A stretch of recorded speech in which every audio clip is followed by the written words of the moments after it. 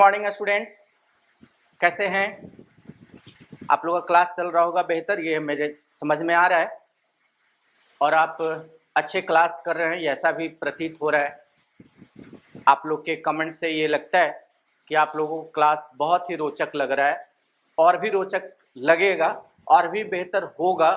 इतना सुंदर कि आपको कहीं कभी भी किसी टॉपिक में कोई परेशानी नहीं होगी। तो सबसे पहली बात कि सॉलिड स्टेट जो आप चैप्टर पढ़ रहे हैं, ये उसका ये टॉपिक जो चल रहा है ठोस की अशुद्धि, ठोस की अपूर्णता। तो ठोस की अपूर्णता को हम लोग याद होगा आपको, ठोस की अपूर्णता, ये पीछे का हम थोड़ा सा बात रिपीट कर रहे हैं, को दो भाग में बांटे थे। पहला क्या था? बिंदु दोष, और दूसरा क्या था? रैखिक दोष। तो बिंदु दोष में आपने 4 पढ़ा होगा, था ना? 4 में हम आपको 3 पढ़ा दिए थे। चौथा हमको पढ़ना है और वो है आपको फ्रैंकल डिफेक्ट्स, फ्रैंकल दोष। इसके पहले आपने क्या पढ़ा था? स्टॉकी दोष, है ना? तो आपने देखा होगा कि स्टॉकी और फ्रैंकल, तो अब बिंदु दोष को भी 2 भाग में बांटा गया था, स्टिचोमेट्रिक और नॉन स्टिचोमेट्रिक। सरस समकरणमितीय दोष और आरस समकरणमितीय दोष, है ना? तो हम लोग अभी बात करेंगे किस चीज का? फ्रैंकल डिफेक्ट्स का। तो ध्यान देते,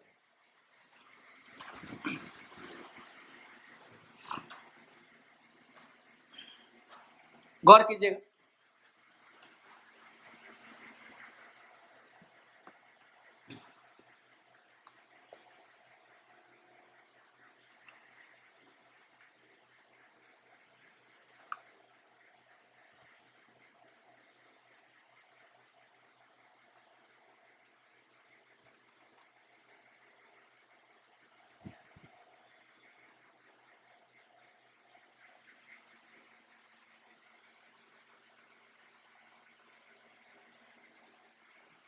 ध्यान दीजिएगा।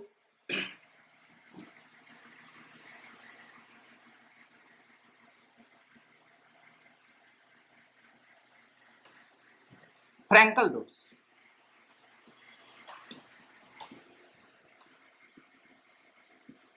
Frankel defects.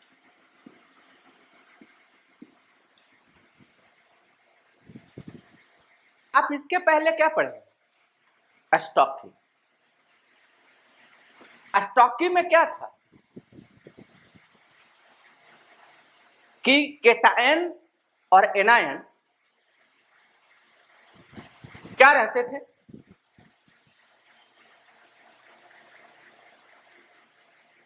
बोलिए। अनुपस्थित रहते थे। और यहां पर जो है, गौर कीजिएगा,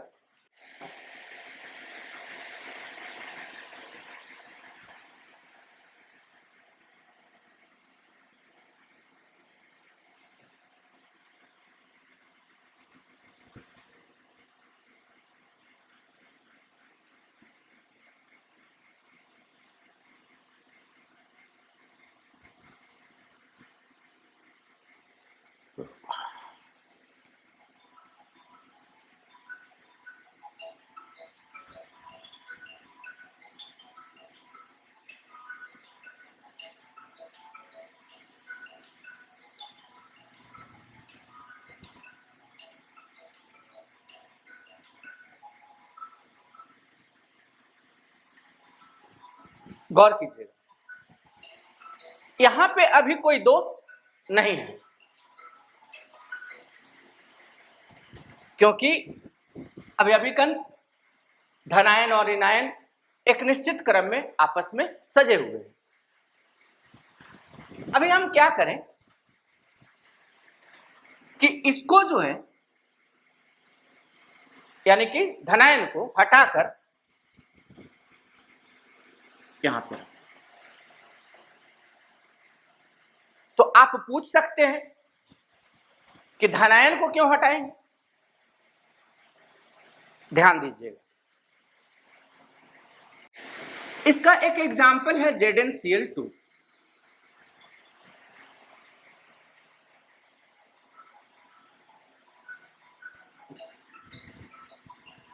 गौर कीजिएगा, इसका एक एग्जाम्पल लेते हैं AgCl। अब ये AgCl जो है, यहां पे कौन सा ब्लॉक का एलिमेंट है? डी ब्लॉक का है।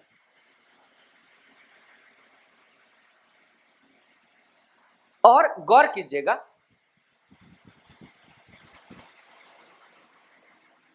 कि ये धनायन का जो साइज है वो छोटा होता है।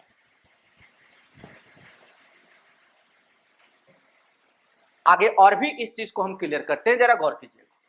तो सबसे पहले ये बात ध्यान दीजिए कि यहां पर अब ये इसका जो अवयवी कण ये प्लस आयन था, ये अपने मूल बिंदु से क्या हो गया? अलग हो गया।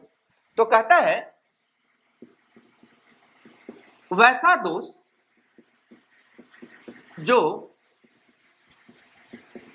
आयनिक रवादार ठोस में, आयनिक रवादार ठोस में धनायन को अपने मूल बिंदु से विस्थापित होने के कारण उत्पन्न होता है फ्रैंकल दोष कहलाता है। आप यहां गौर कर लीजिए कि यहां पर जो अवयवी कण है ये कहां चला गया? यहां चला गया, यानी अपने मूल बिंदु से क्या हो गया? अलग हो गया। तो मूल बिंदु से, और एक चीज ध्यान रखना है कि कैसा ठोस होना चाहिए? आयनिक रवादार ठोस होना चाहिए, यानी यौगिक जो होना चाहिए वो कैसा होना चाहिए? आयनिक होना चाहिए। आयनिक जिसमें एक धातु हो और दूसरा क्या हो? अधातु। इसको लिखिएगा।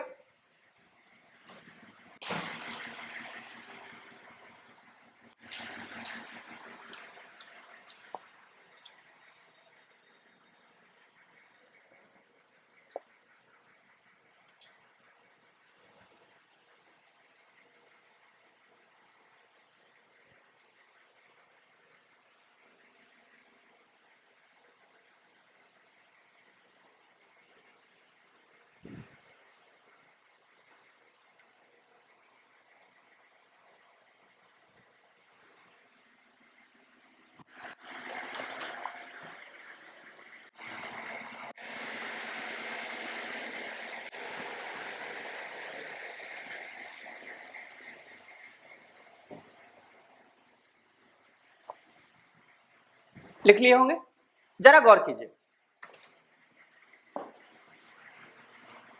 इसका जो एग्जाम्पल है, गौर कीजिएगा, ZnS AgCl CuCl2। ये बात तो तय है कि कैसे ठोस में, आयनिक ठोस में। तो फ्रैंकल दोष और स्टॉकी दोष, स्टॉकी दोष में भी आयनिक ठोस था, लेकिन स्टॉकी दोष और आयनिक था और फ्रैंकल भी आयनिक है। तो दोनों के उदाहरण में अंतर क्या होना चाहिए और क्यों होना चाहिए, यह एक विशेष बात होती है, इसको हम बताते हैं। फिलहाल आप सिर्फ ये समझ लें कि इसका एग्जाम्पल ये। अब यही क्यों एग्जाम्पल है, इसको भी स्पष्ट करते हैं, मिटाते हैं इसको।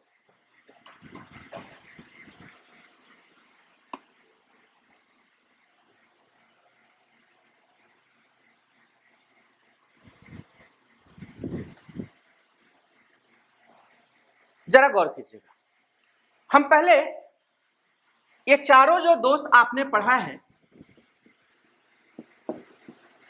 इसके चारों का मूल बात जो है आपके हम दिमाग में डाल देते हैं। पहला पढ़ा होगा रिक्तिका दोष, पढ़े थे। दूसरा अंतराकाशी दोष, और तीसरा स्टॉकी दोष, और चौथा फ्रैंकल दोष।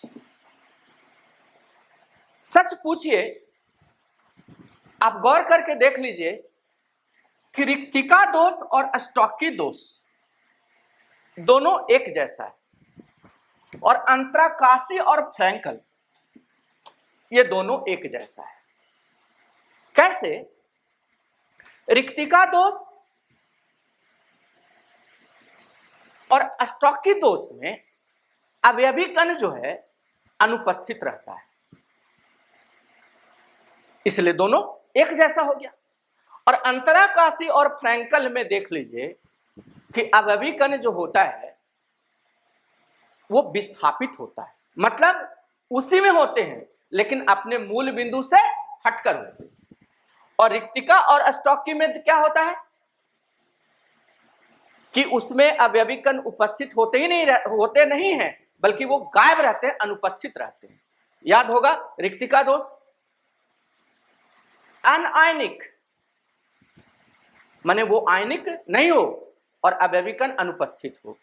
आयनिक हो, अवयवी कण अनुपस्थित हो। अनआयनिक हो, अवयवी कण विस्थापित हो। आयनिक हो और अवयवी कण विस्थापित हो।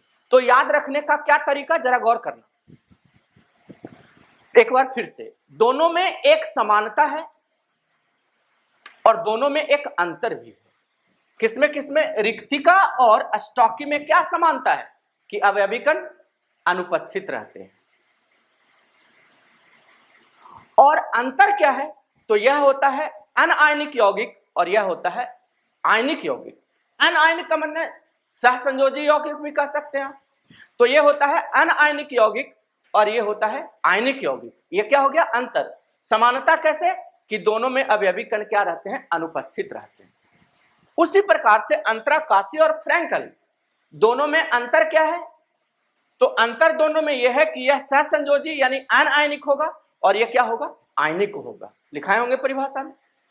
समानता क्या है दोनों में? तो इसमें जो अवयवी कण होंगे वो अपने मूल बिंदु से हटकर, और इसमें भी अवयवी कण जो होंगे मूल बिंदु से हटकर होगा। समझ रहे हैं बात को? तो ये याद रखने का तरीका हुआ। परिभाषा को याद रखने का ये एक बेहतर ट्रिक्स है कि रिक्तिका और स्टॉकी एक जैसा है। क्या परिभाषा में एक जैसा? कि अवयवी कण अनुपस्थित होते हैं, लेकिन यह होता है अनआयनिक यौगिक और यह होता है आयनिक यौगिक। इन दोनों में अवयवी कण विस्थापित होते हैं, लेकिन यह होता है अनआयनिक और यह क्या होता है? आयनिक होता है। आगे चलें।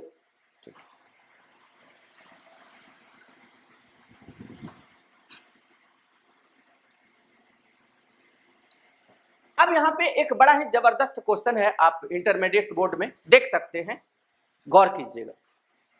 क्वेश्चन है स्टॉकी डिफेक्ट्स तथा फ्रैंकल दोष में अंतर स्पष्ट करें। क्वेश्चन लिख लीजिए, बताते हैं।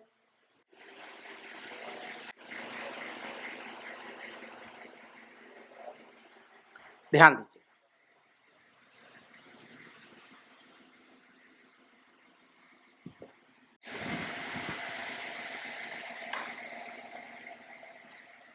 यहां पे लिखते हैं हम स्टॉकी दोष और यहां पे लिखते हैं हम फ्रैंकल दोष।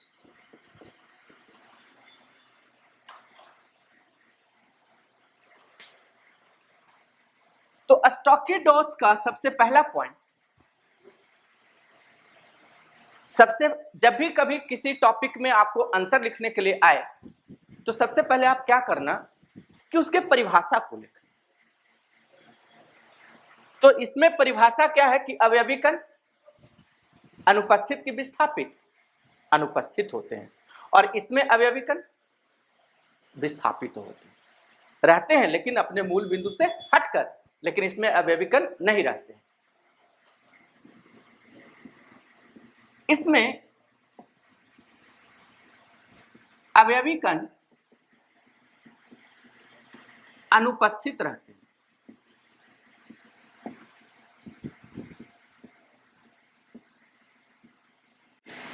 और इसमें अवयवी कण विस्थापित है।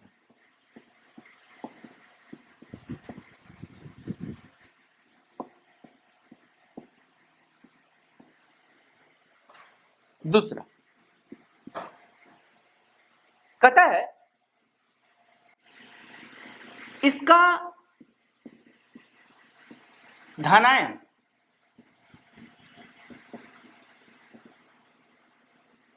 एस ब्लॉक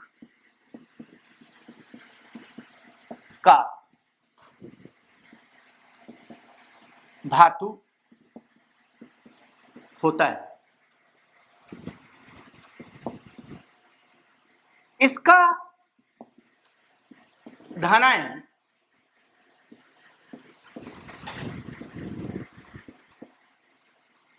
डी ब्लॉक का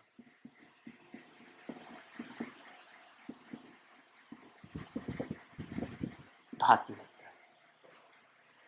इसीलिए इसका एग्जाम्पल NaCl, KCl, CaCl2, और इसका example ZnCl2, AgCl, AgBr,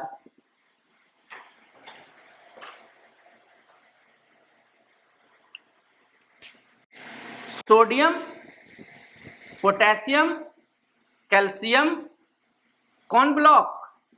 S block, zinc, silver, silver कौन ब्लॉक? D block. ये बहुत इंपॉर्टेंट क्वेश्चन, याद रखिएगा इस चीज को, लिख लीजिए इसको।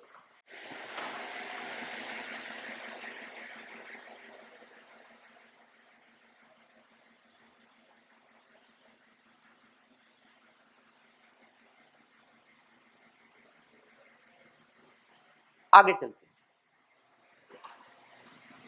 गौर कीजिएगा। अवयवी कण अनुपस्थित परिभाषा से रटिएगा नहीं, समझ लीजिए, परिभाषा याद होना चाहिए। अवयवी कण अनुपस्थित, अवयवी कण विस्थापित। इसमें कौन धातु? कैटायन इसका कौन ब्लॉक? S block. इसका कैटायन कौन ब्लॉक? D block. अब यहां पे एक प्रश्न उठता है, और इसी के कॉन्सेप्ट से एक और अंतर आपको लिखाएगा। यहां एक सब्जेक्टिव क्वेश्चन भी बनता है और एक अंतर भी बनता है और ऑब्जेक्टिव क्वेश्चन भी निकलता है। इस पॉइंट में 3 क्वेश्चन है। कैसे कैसे ध्यान दीजिएगा।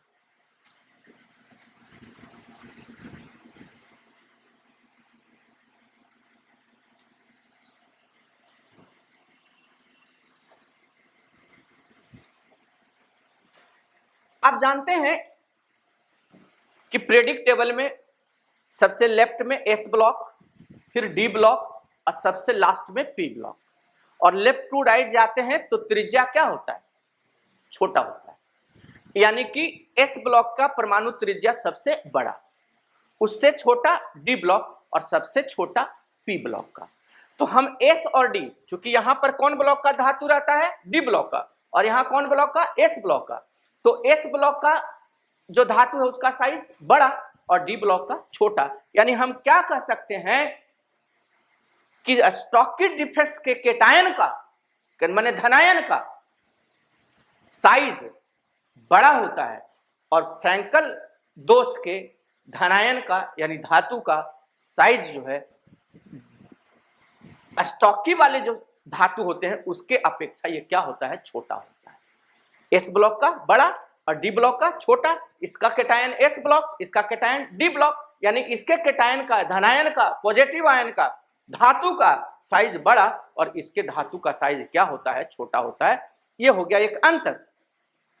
अब आपसे एक सब्जेक्टिव क्वेश्चन पूछ सकता है कि स्टॉकी डिफेक्ट्स और फ्रैंकल डिफेक्ट्स का जो एग्जाम्पल होता है उसमें इसके जो धातु होते हैं, इसके जो कैटायन होते हैं वो एस ब्लॉक के क्यों और इसके जो कैटायन होते हैं वो डी ब्लॉक के क्यों। तो इसका आंसर आप क्या देंगे कि चूंकि एस ब्लॉक का साइज क्या होता है, बड़ा होता है और डी ब्लॉक का साइज क्या होता है, छोटा होता है। यानी जो स्टॉकी डिफेक्ट्स का अंतर होगा वो एस ब्लॉक का धातु होगा और जो फ्रैंकल दोष का जो डिफेक्ट्स होगा वो कौन सा होगा, डी ब्लॉक का धातु। तो तीसरा अंतर क्या लिखेंगे,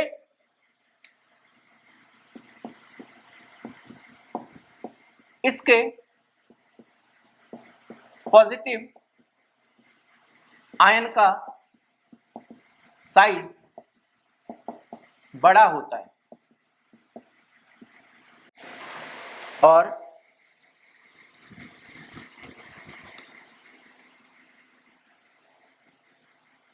इसके पॉजिटिव आयन का साइज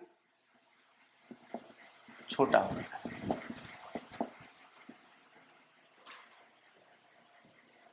अब जरा गौर कीजिएगा, स्टॉकी में अवयवी कण अनुपस्थित होते और फ्रैंकल में अवयवी कण विस्थापित होते, यानी अवयवी कण विस्थापित और अवयवी कण अनुपस्थित होने से क्या होता है, तो गौर कीजिएगा यहां पे घनत्व जो है बदलेगा कि नहीं बदलेगा, नहीं बदलेगा, और यहां घनत्व बदल जाता है, नहीं। जैसे देखिए ना,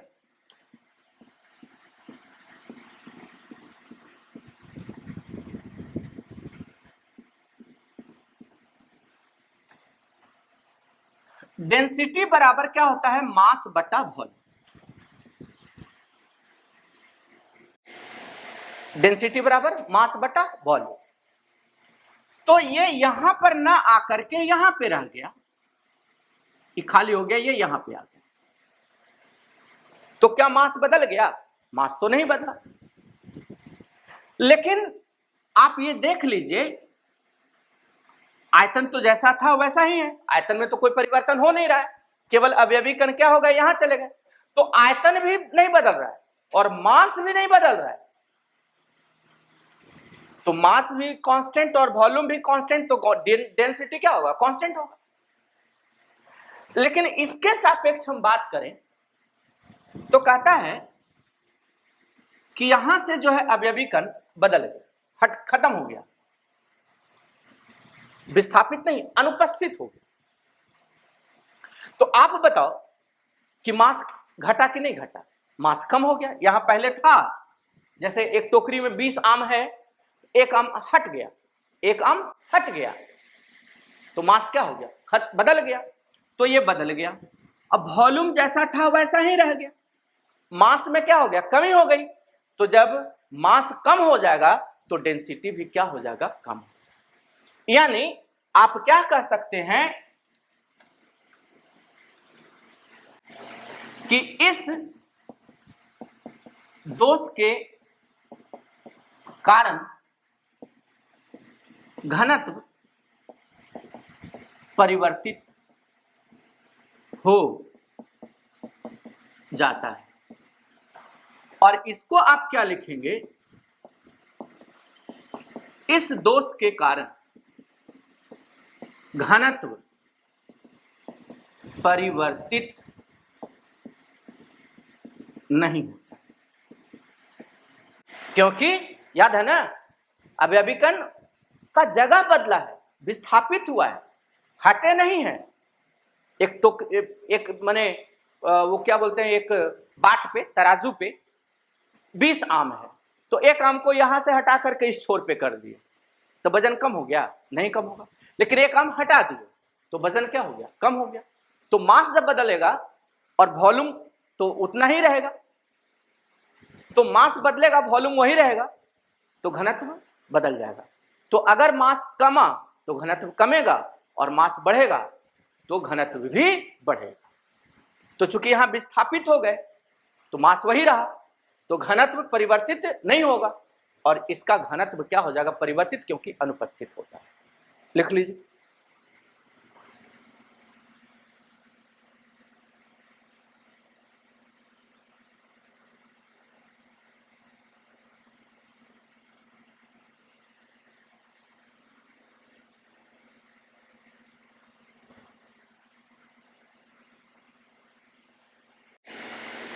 ध्यान दीजिएगा।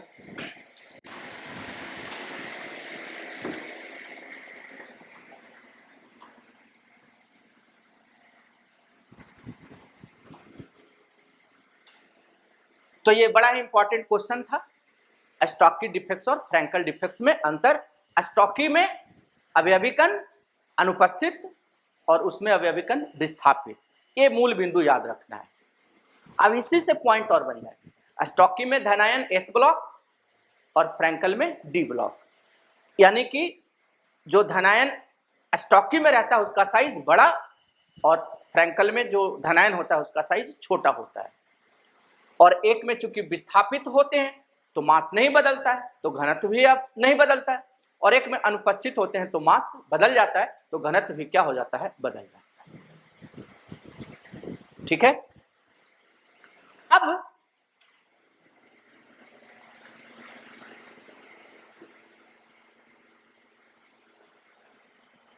हम लोग याद कीजिएगा कि दोष को दो भाग में बांटे थे, एक बिंदु दोष और एक रैखिक दोष। अब बिंदु दोष को भी हम दो भाग में बांटे या तीन भाग में बांटे होंगे। पहला,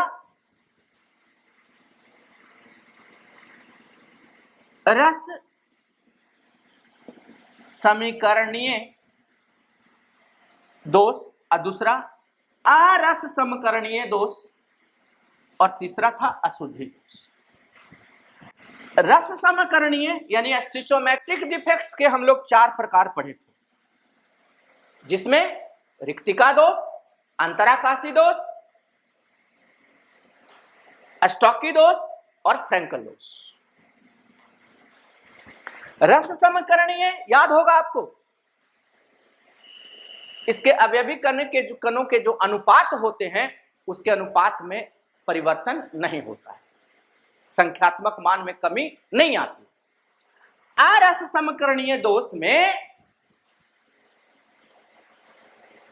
क्या देखेंगे हम कि वैसा दोष पढ़े भी हैं कि वैसा दोष जिसके अवयवी कणों में अवयवी कणों के जो अनुपात हैं, अवयवी कणों के अनुपात हैं, उसमें क्या आती है? कमी आती, परिवर्तन होता है। तो अवयवी कणों के संख्या के अनुपात में परिवर्तन के कारण, संख्या के अनुपात में परिवर्तन के कारण जो दोष उत्पन्न होता है उसको अरस समकरणीय दोष कहते हैं, जिसको नॉन स्टिचोमेट्रिक दोष भी कहते हैं। समझ रहे? तो अब हम लोग नॉन स्टिचोमेट्रिक दोष के बारे में अध्ययन करते हैं।